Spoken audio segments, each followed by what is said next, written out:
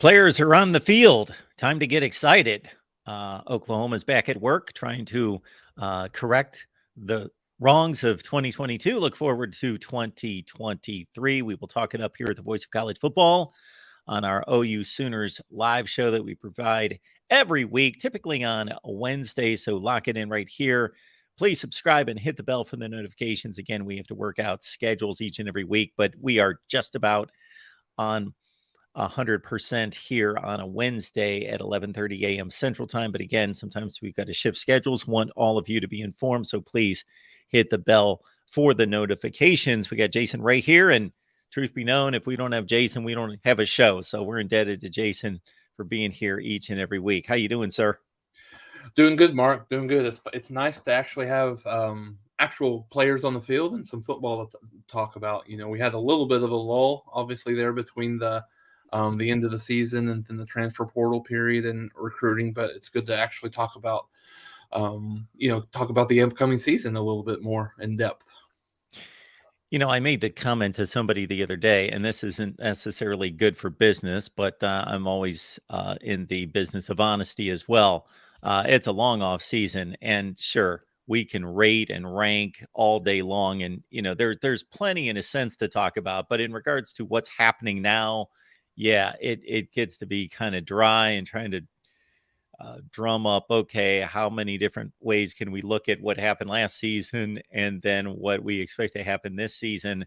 But certainly the transfer portal has changed that to a certain degree. But we've had a lull here, of course, for the last couple months, and National Signing Day not being what it used to be in February has certainly added to that. But yes, Oklahoma's on the field, folks. No, we don't have any great reports or any great insight into what happened in one practice. That's not going to happen from anyone. And if there is any news at this point, it's typically bad news. So we don't want to hear about injuries or otherwise. So it's going to take a little while to gain a bit of a feel and a theme on what's happening in spring practice. But more importantly, at this point is Brent Venables and the coordinators and what they have to say about what they're trying to achieve this spring. And the quote that caught my ear and caught my attention was, and I went through the entire article on 247 Sports, but Brent Venables said, quote, "We're going to be on another planet defensively." Yeah, great minds think alike, Mark. That was one of the things that I had bookmarked as well. In terms of one of the things that he said. And yeah, a lot, as you would expect, a lot of talk about defense, with certainly Venables being a defensive guy in the defense, not anywhere near, I think, to his level of what he would expect, and certainly what the fan base expected coming into year one. So yes, talked about being on a different planet on the defensive side this year compared to last year. But he had also mentioned that with that comes you have to, the fundamentals, kind of the techniques and the physicality that comes with it. Those were the three kind of buzzwords that he used that kind of comes along with that, to being on a different planet defensively. And he talked a little bit about just being, which was interesting. You don't always hear that, but Venables is very honest and very direct with the media and in some of his interviews and things like that. And he really talked about the fact that they were really bullied at the point of attack a lot last year. And that was a big part of the challenge. And so I think part of it, Mark, you hope that a second year in the strength and conditioning program under Jerry Schmidt will work and do some wonders for the team from a physicality standpoint, because you really can't expect, in 1 year that to make as big of a difference as maybe we would have hoped coming into last year. But I think the second year in that strength and conditioning program hopefully helps, and the upgrade in talent. There's been a lot, whether it was last year's recruiting class or this current recruiting class, ranked number 4 in the country. The infusion of talent on this roster is hopefully you would think that would start to pay dividends here. So I think the one thing as you look through this season defensively that will be very intriguing to watch is Venables is traditionally not been a big proponent of playing freshmen and sophomores early on in their career.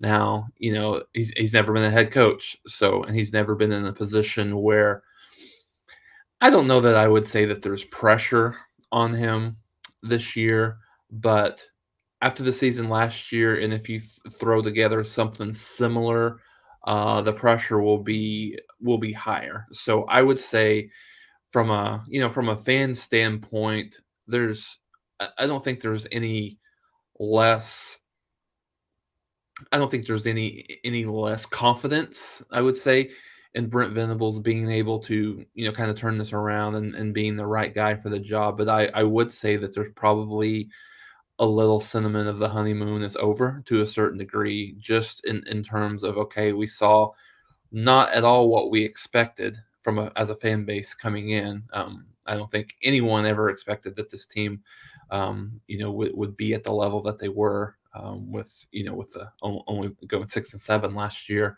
But I think, uh, but I think there's a lot more understanding as this team went through the season, understanding that there was a lot taken from them from when Riley moved over. There was a lot less, I think, talent on both sides of the ball, but particularly on the defensive side of the ball that we that I think a lot of people thought was there. And I think the other thing that has to be considered as they're looking at kind of rebuilding this defense from the ground up is the fact that a lot of those kids that had been recruited over the last 3 and 4 years were there to run Alex Grinch's defense, and they couldn't be more different in terms of what Brent Venables looks for in an athlete and a defensive player, and then certainly what type of style that they run. So I think that will be very intriguing to see on some of these kids that it's really put up or shut up time this year. And then some of those new kids, new freshmen or transfers, how quickly are they able to get on the field? So you noticed right away, as did other Oklahoma media, that as soon as Brent Venables took the job, that he was going to give us his candid thoughts about the team, and he was going to fully explain answers and not try to veil too much. And one thing that he said that, again, doesn't shock me, but I think it's an interesting take that you touched upon is that so he says the defense is going to be, he's making a big claim there that the defense is going to be much improved from a defense that basically in Big 12 rankings was in the bottom 2 or 3 in just about every category that you want to look at. And he talked about what the major issues were last year. And then, as you mentioned, when he started to pin down exactly why he believes that they're going to be better, sure, he talked about um, improvements by the current players, but he said more than anything, he said that's probably where I feel like we made the most improvement based on what you've seen up to this point would be um, I really feel like through recruiting, we've strengthened our roster positionally, particularly in the secondary. So he's pointing to recruiting, and obviously he's only had 2 cycles. So that's going to be a lot of true freshmen, redshirt freshmen, sophomores that he's going to be counting on. And he feels that good about improving the defense through youth. Yeah, no, absolutely. No, I think, and that was something that I think a lot of people took to heart in terms of what that recruiting class looked like. And he spent a lot of time, Mark, talking about the secondary specifically. And as you might remember, Oklahoma loaded up in the secondary from a recruiting perspective, and they had a lot of good kids, coming that were either redshirted last year or didn't play as much last year. And so I think, yeah, I think, Mark, what you're going to see is you're going to see a little bit of a tighter leash early on some of these experienced players. If they get, if they end up getting the spot and getting that role, from a significant playing time perspective or a starter, if they don't produce early on, then I can very much see Venables starting to put some of these younger kids in a little bit sooner rather than later, just because of, I mean, I think you saw towards the end of the year there was there was improvements in some areas. And when I in the areas that I see, there was a lot of I think there was a lot more effort being being exhibited by some of these younger players that started getting a little bit more playing time later in the year. And so, and part of this, Mark, and you can, I mean, I think from a just from an overall sports psychology perspective, you can consider this and you can think that okay, this makes sense. And something that Teddy Lehman had said several times is that this defense seems to have a lot of PTSD.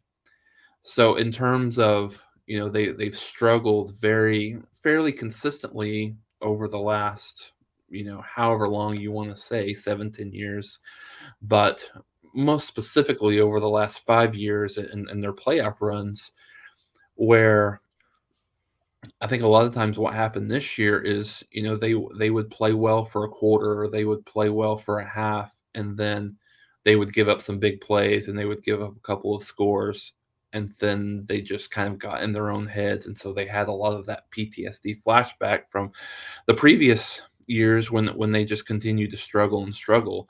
And so I think that's part of it. That's part of what happened. And then I think there's also some, as you would as sometimes happens, obviously, when you have a new regime coming in, there's a little bit of, I guess, a complete buy-in on what this guy is selling, what this defense is selling. I mean, obviously, you know the track record for Venables and Todd Bates and a lot of the defensive staff on there, but at the same time, these are kids here and now, and they don't necessarily care as much about what happened there. This is the way they've done it before.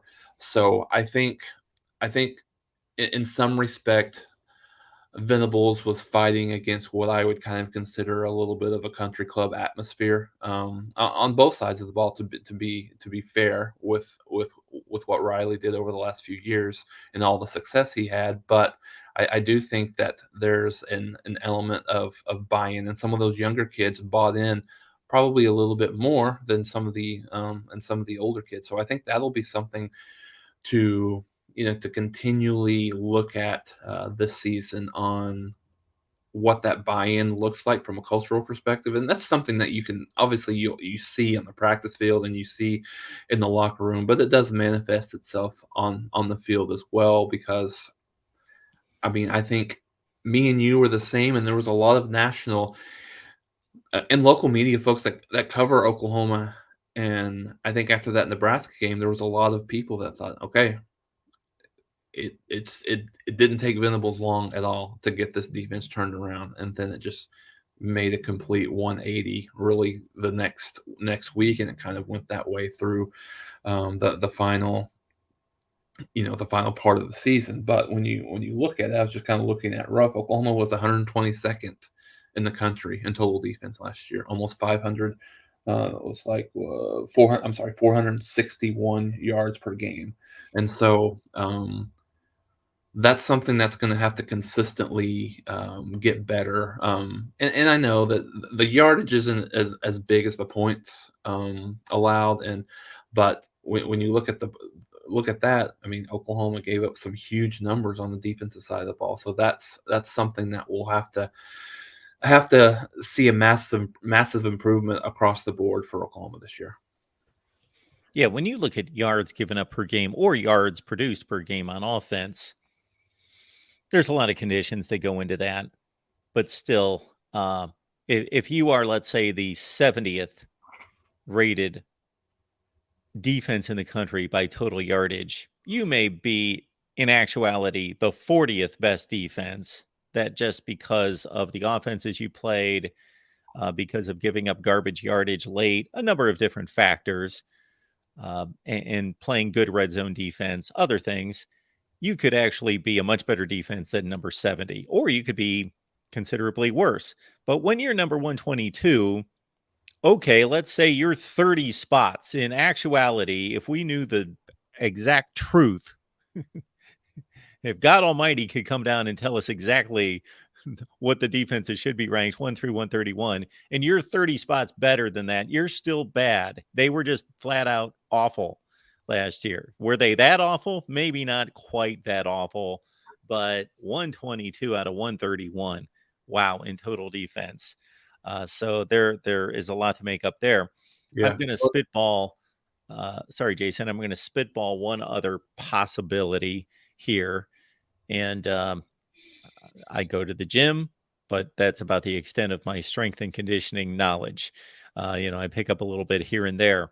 Uh, I think it was pretty apparent that they really attacked strength and conditioning and did not like what they saw um, in terms of these athletes' strength and perseverance. So they really tackled that. Well, we all know from working out that the immediate impact of that isn't always positive. It's usually negative. It wears you down before it builds you up.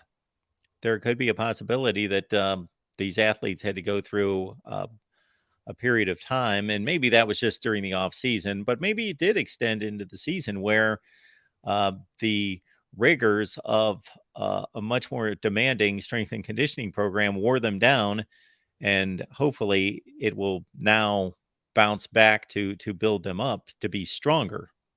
Yeah, no, that's a great point, Mark, and I think that's something that actually happened, at least from the word of mouth of the players last year. There was a certain point, I believe it was whether it was after the Kansas State game or after the TCU game, there was some commentary related to just some of the players felt just a little worn out and a little run down. And so, that's you can look at that in two different ways, right? It's something that certainly the players aren't used to. They weren't used to under the Riley regime and the strength and conditioning program.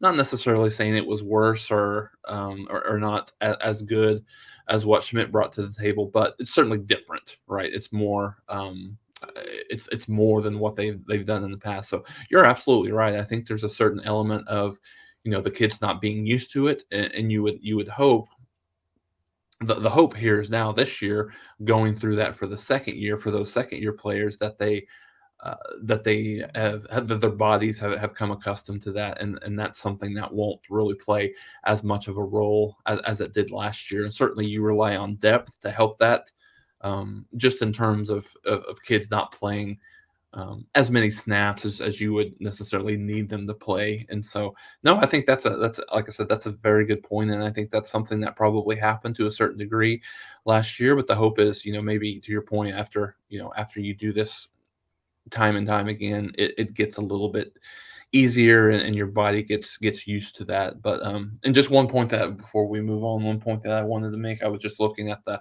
um to your point, that's absolutely accurate. Yards isn't always the greatest indicator of how well the defense is playing. But Oklahoma ended up 99th in the country in total points allowed, 30 points per game. So still, I mean, it's nowhere near where you would expect the University of Oklahoma to be, and nowhere near where they need to be the team, the program that they want to be. I think a lot of us, including myself, thought that this team had a chance to be, if they had a really, really good season last year, top 20, top 30 overall, in overall defense, but probably even, worst case scenario, top 45, top 50. So for Oklahoma to land right near 100 out of 131 teams is obviously something that they need to be on on a whole different planet this year, for this team to be as successful as they want to be. Folks, we're pumped up because there's a football back on the field. Of course, it's just practice, but Oklahoma made it back to practice this week.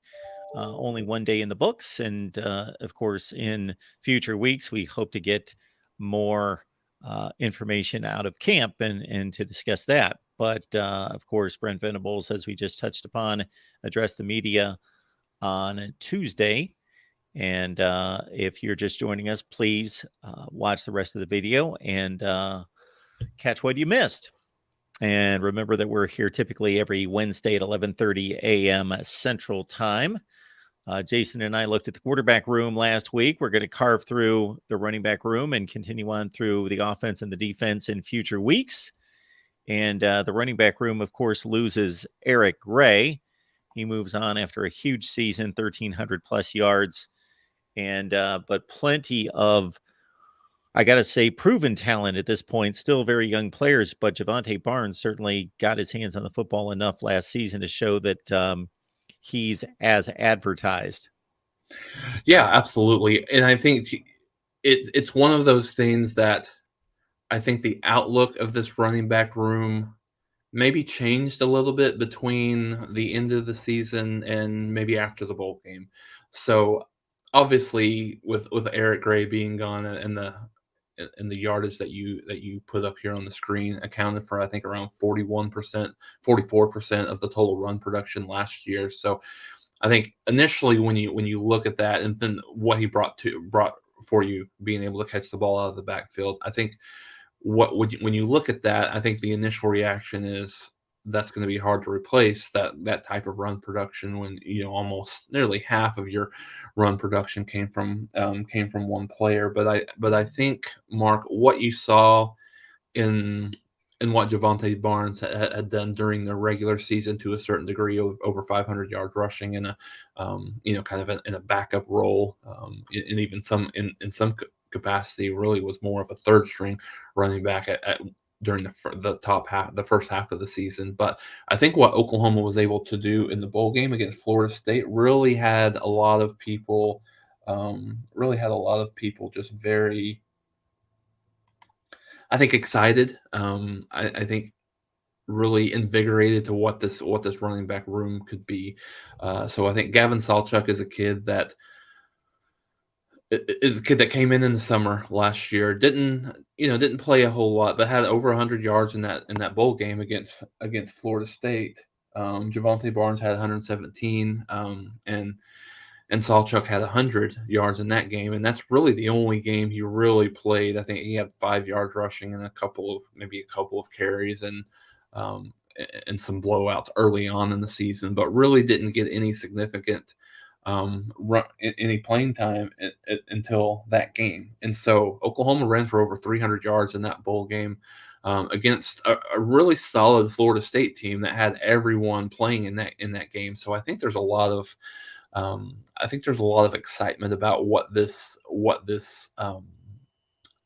tandem can do next year, Mark. So I think it reminds a lot of people and I've heard that a lot through the offseason and after the game, and certainly agree with that. But we'll see what development both of those kids have coming into these next couple of years. But got a lot of comparisons to the Samaje Perine, Joe Mixon combination and running styles, where Javonte Barnes is a little bit more of a really solid in between the tackles runner, gets those extra yards.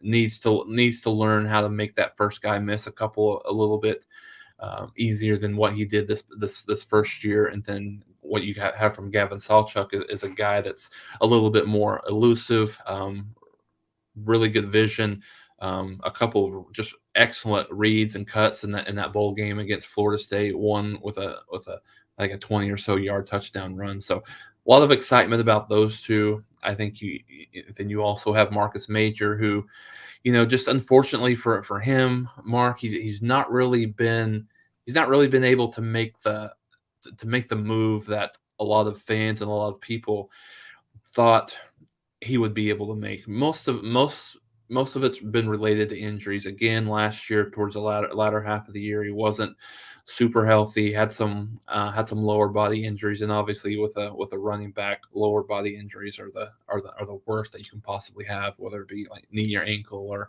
whatever that might be. So he's the guy that'll be in the mix. Certainly, he'll be part of that competition. Absolutely, with Javonte Barnes and Gavin Sawchuk. Tawi Walker is another guy that's going to provide some depth. Didn't get much. I think he had 62 yards total last year on the ground, just a little bit of time, but he'll provide some depth there. And then you've got a couple of newcomers that are here in for the spring for Oklahoma, and Caleb Hicks and Dylan Smothers. I think a couple of those guys, both the same type of running back from a stature perspective, around 5'10", 5'11", 185, 195, as you have here mentioned. Smothers was number 26 ranked running back in the country last year, over 1,700 yards, 30 touchdowns in his junior season. There in Charlotte. So another really big recruit for Oklahoma. Caleb Hicks was a little bit under the radar, really from a ranking and a star perspective. He was only a 3-star composite and number 38 ranked running back overall. But both of these kids had offers from the likes of Alabama, Miami, Arkansas. Smothers had offers from Michigan, Ohio State. And then, as I mentioned, Hicks is from Arkansas, Alabama, Miami. And so both of these guys were very heavily recruited. Both of these guys were very heavily touted. So um, and the only way, as I think from that perspective, one of the only ways for a running back to be able to make to get any kind of significant playing time early on is their ability to come in the spring and be part of that spring game, be part of that spring practice, go through that conditioning program through the off season, and I think it puts both of those kids in a position to possibly get there. So I think this room probably looks a little bit better in terms of than last year in terms of the totality of the room. And the very similar, I think, Mark, in terms of what we talked about a little bit last year with Kennedy Brooks leaving. And you kind of got your top running back again leaving here with Eric Gray, but I think the depth that they have, the quality depth, I think that will allow this room to be a little bit better than it was a year ago.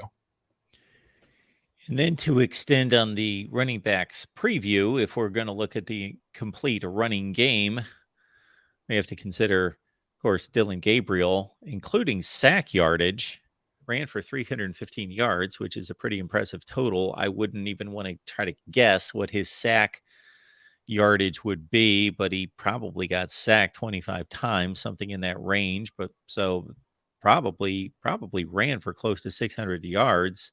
I wish college football would correct that statistic, much like the NFL, so we knew how much Dylan Gabriel actually ran for, because that 3.5 yard average, again, with sack yardage included in, he probably averaged 5 or 5.5 yards per carry when he escaped the pocket, or they had designed runs, and he ran for 6 touchdowns as well. So he's not Michael Vick or Vince Young, but he provides certainly a dimension there that the defense has to respect, at least. Yeah, absolutely, Mark. I think that's something that's very important in terms of in Jeff Lebby's offense. The zone read is a big portion of what they like to do, and so even though Gabriel had the 315 yards, there still felt like there was some work to do just from that read option perspective. Just from his side, and really always knowing when to pull, always knowing when to give, and so I think that has the opportunity, and I say that to say I think that has the opportunity to even be a little bit better this year. I think Oklahoma's continued focus on the running game and what Jeff Lebby brings to that position is going to continue to be to pay dividends. Had over 3,000 yards rushing as a team last year. One thing I didn't mention that really needs to be mentioned in terms of that initial spring practice press conference, that Seth Luttrell is coming on board as an offensive analyst for Oklahoma, former North Texas head coach, and he did a really good job at North Texas and the kind of instilling that running game and really providing a benefit there. So I think Oklahoma's continued focus on the running game will be something of more of a critical nature this year, and not to steal any thunder from what we'll talk about next week, but I think when you look at the wide receiver area, there's probably a little bit more question marks, I think, in that position than there are at the quarterback and running back position. So it'll be interesting to see how much this team, very particularly early on, relies on that running game next year. As her buddy Joey points out, actually, after the live show here, I'll post in the community page a link to some of the gear we have available with Fanatics. So please, when you go to Fanatics and shop there, and the page that you link to when you go in, just you can disregard that product, but we'll select a nice little Oklahoma product for you, but you can purchase anything through that link to help us grow the channel. And of course, the benefit to you is, of course, you get your Fanatics merchandise at a discount. So jump on Fanatics. We'll provide the link there in the community section. All right. Appreciate everybody being here on another Wednesday at the Voice of College Football. This is a different Wednesday because Oklahoma's back on the practice field for the first Wednesday during the spring session for about 5 to 6 weeks. And then, of course, we'll have the spring game. I forget the date, but it's like the 15th or the 22nd. I have those Saturdays locked in my head because starting on April 1st with Michigan, they're pretty much going to the field for a spring game by themselves. But starting on April 8th, 15th, 22nd, 29th, there are 15 to 25 spring games from the major teams each and every week. So we're going to be on top of it across the board. Yeah. Oklahoma's on the 22nd, by the way. There we go. April 22nd. So yeah, again, we're about 4 to 5 weeks away. Yep. Very good. All right. Let's see. We do have a question coming in from Modern Day Caveman. Do you expect Marcus Major to get as much equal playing time alongside Sawchuk and Barnes, or will Jeff Lebby move up one of the incoming freshmen as a third option in the backfield? Yeah, good. That's a good question. I think the concern always is for a true freshman playing early on in the backfield is ball security and how well they're able to block in terms of picking up the blitzers to protect the quarterback. So those are the two biggest things that typically come into play, and you saw that a little bit in the bowl game against Florida State with Gavin Sawchuk having a fumble late, which really kind of opened the door for Florida State to win that game to a certain degree. So I think coming into spring here, I think you'll see that Marcus Major is probably that guy in terms of the number 3 guy, but I think it'll remain to be seen exactly if he can stay healthy. I think Marcus Major is one of those guys that is right there, maybe not quite as explosive as a Barnes or a Sawchuk, but is right there to get a lot of that playing time. But if he's not right or if he's not healthy, you could certainly see either a Tawi Walker getting there or one of those two freshmen. Jason, did you see enough out of Sawchuk and Barnes to compare their styles? I know that Sawchuk, we really didn't see him much until the bowl game. Yeah, I mean, as I mentioned a little bit earlier, I think a lot. There's been a lot of comparisons from Samaje Perine to Javante Barnes from a running style perspective. The one thing that was a little bit not glaring, but I think the one thing that you would like to see some improvement from Javante Barnes coming into this year is a lot of times the first guy really got him down. Like he was tackled by the first guy. So his ability to make that first guy miss and then certainly multiple guys after that, I think will be the true maturation for him coming into this year as a sophomore. And I think Sawchuk was obviously a limited time, but I think he reminds you not near as explosive, and we're not quite sure how good he is at this point out of the backfield. But there's that thunder and lightning, comparison with Joe Mixon and Samaje Perine. So I think it remains to be seen a little bit with Sawchuk, but he has a lot of elusiveness, a lot of wiggle to him, a lot of ability to make that first guy miss, a lot of good cuts in the open field that he showed against Florida State. So those are the two that kind of come off the lips early on, but certainly as both of those progress, we'll see that a little bit. And I think maybe to a certain degree, and this goes back a little ways, and I think Barnes is more physically ready, physically gifted, but two guys that played early on, Kewan Jones And you have to go back a little bit to remember him in the early 2000 time frame. But he was a guy that he was asked to just run hard in the middle, and not really necessarily make too many people miss, but be a kind of a bulldozer type of running back. And he, he never was that just great running back. Obviously, it hurt him to be playing alongside Adrian Peterson as long as he did. But I think the fact that those two guys are fairly similar, and maybe certainly to see what exactly is what that maturation looks like from a freshman to sophomore year. Jimmy here says at one time last year, Dalen Smothers was the number 9 running back. Why did he drop so much? Well, first of all, it doesn't matter. So, Jimmy, don't be concerned with that now. He's signed, he's on campus. Wash the recruiting rankings away. They're good to look at. I continue to reference them just based on do we want to evaluate this player in terms of what was expected? Have they underachieved or overachieved? So it's always useful information. But hey, they're on campus, and whether he was the top-rated running back in the country or the number 38 running back in the country, he's got to prove himself now. The other thing that you may want to consider is that we've got, I believe, now with On3 part of the mix, four recruiting services: 247 Sports, Rivals, ESPN, On3, unless On3's ESPN, I don't know. So there's 3 or 4 services that weigh into the composite. I post the composite ranking here. You may have seen another ranking. So number 9, number 14, he's really good. He's got potential, and he may see the field this year.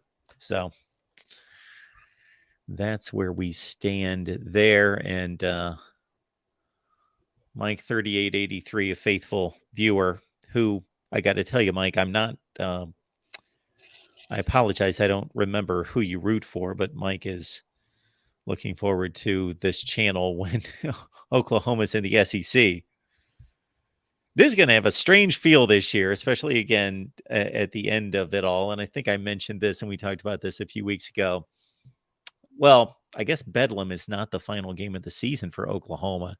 It's some kind of random, I don't even know who it is. It's not any, I don't know what the Big 12 was thinking when they put the schedule. Not that it's a bad schedule or that it's unfair. Nothing like that. Just rivalry weekends, just like nothing. They just completely disregarded it, while the other 4 conferences are heavily engaged in trying to push their best rivalries on that last weekend. I thought that it would give us more of a idea of how the Big 12 is going to approach its rivalries going forward, but it just seemed completely random to me. So my thought initially was that Bedlam was going to have an eerie feel, and it still will. But on that, if it would have been the final game of the season, I think there would have been an especially kind of strange dynamic there with that game. But yeah, we'll see how Oklahoma approaches things moving forward with that rivalry and others. Yeah, no, you're right. It would have been interesting and I think it's also interesting, Mark, coming in to this season. You have traditionally seen Oklahoma and Oklahoma State. Oklahoma obviously more so than Oklahoma State, but in the top half of the Big 12. Each and every year from a final finish perspective or from a early Big 12 predictions. But I wouldn't be I wouldn't be surprised to see definitely Oklahoma State, but Oklahoma and Oklahoma State are, a lot of people think they might be middle to lower, the lower half of the Big 12 this season going forward, and like I said, particularly Oklahoma State. So yeah, this game brings a little bit of and who knows what'll happen by the time. A lot of things can happen, one way or the other by the time we get to that game. But yeah, it'll be very, an eerie feeling, because I think to your point, it doesn't look like, at least in the near term, it doesn't look like Oklahoma and Oklahoma State will be playing anymore. And of course that may change at some point, but at this point, it looks like it could be the last Bedlam game for quite some time. There's a ton of Oklahoma fans, just like any other fan base, where certain fans have blinders on and they just care about Oklahoma, and that's fine. That's certainly we all have our different perspectives and approaches to watching college football.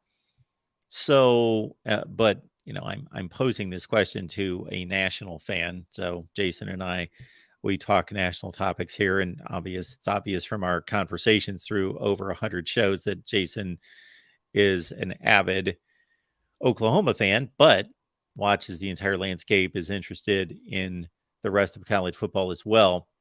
So once Oklahoma leaves the Big 12, will you have any attachment or any more interest in the Big 12 than you will the ACC, the Big 10, the Pac 12? Yeah, I think I will. I mean, I think you. I mean, from my perspective, I mean, it's very similar to when Colorado and Nebraska left the league. Still in Missouri for that matter, still had still have rooting interest in those teams. Maybe not necessarily rooting interest, but interest in following and seeing how everything goes. I think the most intriguing thing for me to follow post Oklahoma and Texas's move to the SEC is really just seeing what the legitimacy of the Big 12 continues to look like. I think there's some perception that the Big 12 kind of turns into more of kind of a group of five conference versus a power five conference, and what does that look like nationally? Does the do you have a couple of teams that can carry them in the interim? Do you have like a TCU or an Oklahoma State or a West Virginia or whoever that looks like that can carry that team or that conference? Or honestly, are any of the new teams that come into the conference position to sort of lead that conference going forward? I think that'll be very intriguing to continue to follow and watch. I think I mentioned on here that I angered some Big 12 fans a few weeks ago because I said I just don't see the conference winning a national championship for a long, long time, maybe ever. I just don't see it. But yeah, I think it's far above a group of five conference. I think it's like taking Yeah. the middle portion of the Big Ten or the SEC. Maybe not the SEC, but taking the middle portion, or maybe some upper end teams in the Big Ten, let's say, not the top, but that 4 through 7 range, and just making an entire conference like that to a certain extent. So I think it's going to be a great league to watch. It's going to be interesting. It's going to be intriguing. Anybody can win it. I would not be surprised if whatever the configuration of Big 12 champions is over the next 10 years, it wouldn't surprise me at all if it was a lot of Oklahoma State and Kansas State, or if UCF and Cincinnati Houston able to elevate and win some conference championships. None of it would surprise me whatsoever, because there's on the plus side for the Big 12, there are no Vanderbilts or Rutgers or what we've seen out of Colorado recently for the Big 12. Everybody should be competitive. Now, Joey's saying here, what rivalries, Mark, in terms of my comment about not playing the schedule up to accentuate rivalries the final weekend. And I get your point, Joey, with Texas and Oklahoma leaving. Well, Kansas State, yes, absolutely, a big rivalry there, and an obvious one. TCU and Baylor, and to a certain extent, all the Texas schools, Texas Tech, well, not Texas, Texas Tech, Baylor, TCU, all of those games against each other. You've got Houston coming in. I would think that the Big 12 would want to play up Houston against the other Texas schools, but I get it that there's really not much left there. That's pretty much it. And by bringing in 3 teams from the American Conference, none of those 3 are true rivals of each other even. So, yeah, there is they're going to have to do some a sales job, a marketing job of trying to create something there out of the remaining teams. And Jason, you would know better than me. I don't see anything special between Oklahoma and Kansas or Kansas State or Iowa State or any of those schools except for Kansas against Kansas State. No, I think you're right, Mark. There's nothing, there's nothing super special in terms of a rivalry that's really been created. I mean, yeah, I mean Kansas and Kansas State is probably the closest one. I mean, maybe you could get to a point where you could see maybe a Cincinnati and a West Virginia being a rival at some point. I know the Big 12, much like some of the other conferences, the Big 12 has tried to create a little bit of a rivalry between Baylor and Texas Tech with some of those games being played in Arlington at Jerry World. So I think that's one that could possibly be there. I'm trying to think. I don't think um, anything else. I mean, I see the comment about BYU and Baylor. Maybe that's possible. It looks a little weird. Why is that Um, I'm not making any connection between those two. I'm trying to think if those two played each other They they did. recently. They played the last 2 years. They Yeah, split that's 2 right. games, Yeah, that's right. but Um, I don't see the so connection. But yeah, no, I mean, I think, like the SEC has kind of tried to create, this Okay. rivalry between. Oh, okay, I see it. Yeah, That's where I thought they were. That went through my mind in terms of where they might be going, but okay. Well, LSU and Texas A&M, the SEC's tried to do that. So maybe you'll see, some of that try to happen here with some of these teams. I mean, I don't know.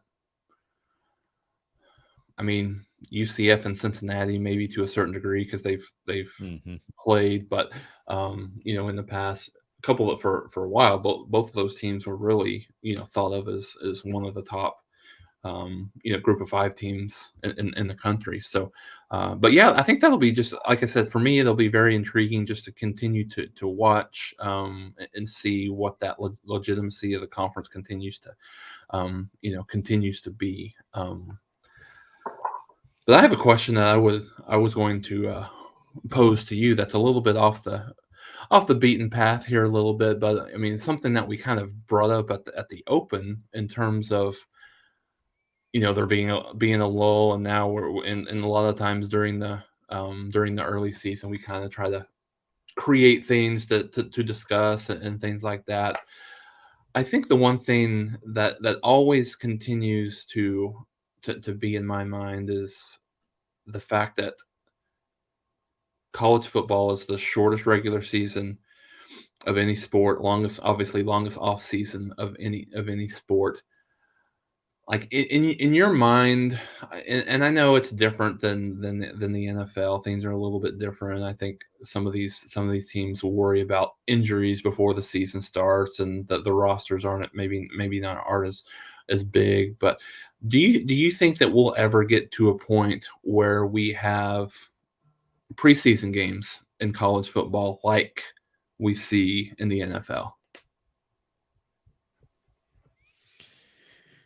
I would have thought that that would have been much more likely years ago than it is now. Before there was a lot of talk about um, player opt outs at the end of the season and as much emphasis on analyzing injuries. And I would have thought that years ago, 10 years ago, 20 years ago, fill in the blank, that coaches would have been so I would think that coaches would be the ones that would want the preseason more than any.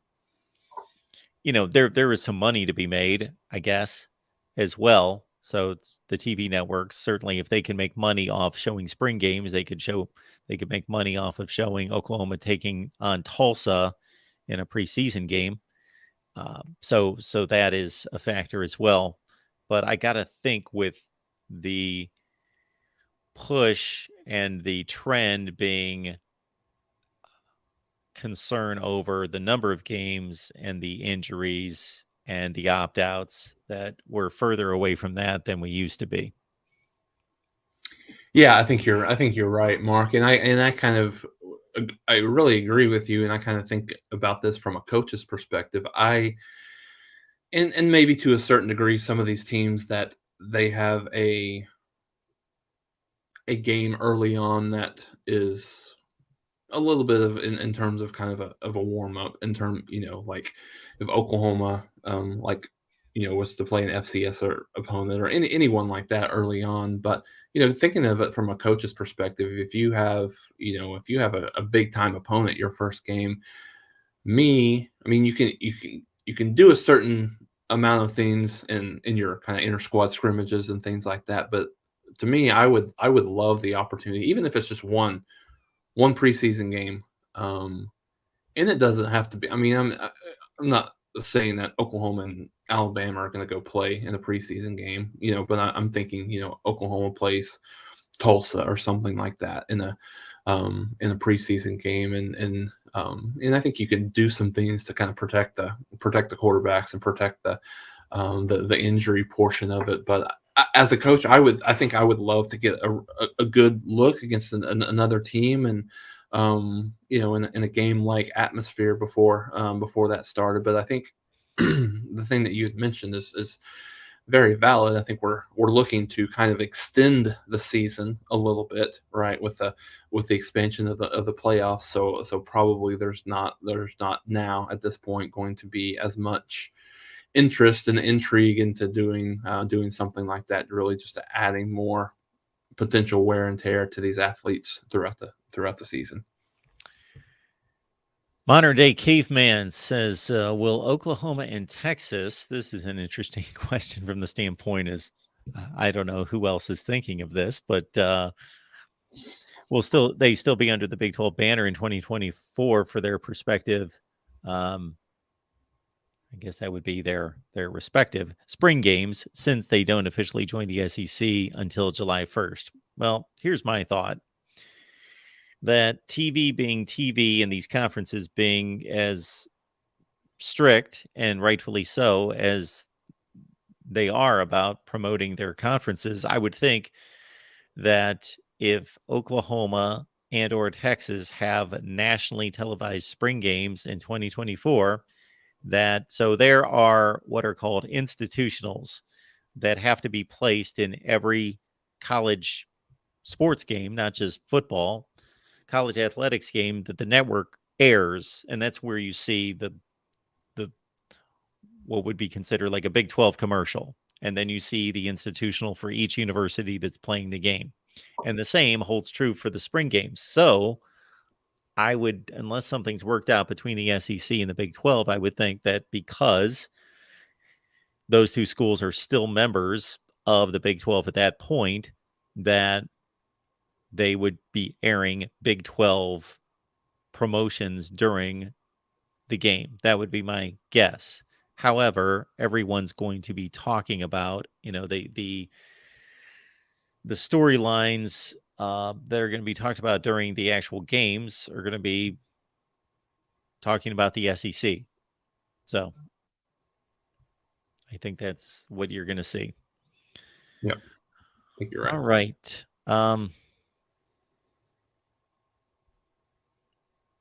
I think we are good to go this week. We appreciate everybody being here. And again, come on back next Wednesday. Bring a friend or two or 50. And we'll see you next Wednesday. Jason, appreciate you being here as always. No problem. Thanks for having me